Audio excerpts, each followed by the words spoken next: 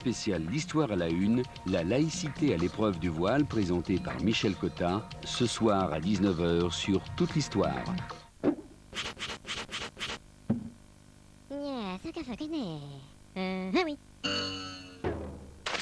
Page 168.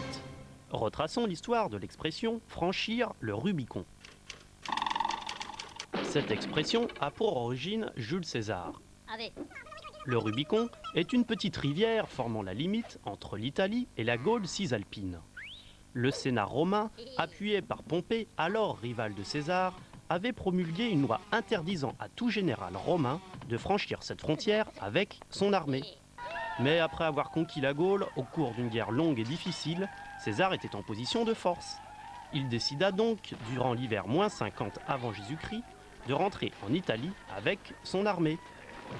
Il hésita quelque peu, puis décida de franchir le Rubicon en déclarant alors la célèbre phrase « Alea jacta est », c'est-à-dire « le sort en est jeté ». Suite à cette décision lourde de conséquences, il réussit à s'emparer du pouvoir après 4 années de guerre civile et contraint Pompée à l'exil. Voilà pourquoi franchir le Rubicon signifie se décider de manière irrévocable. C'est terminé pour aujourd'hui, rendez-vous pour un autre mot, un autre jour.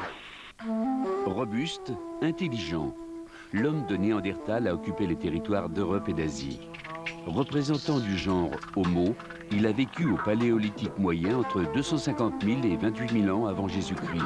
Mais aussi brillant fut-il, le Néandertalien n'est pas notre ancêtre. Explication. Civilisation, le destin de l'homme de Néandertal, première partie, ce soir à 20 h 40 sur Toute l'Histoire.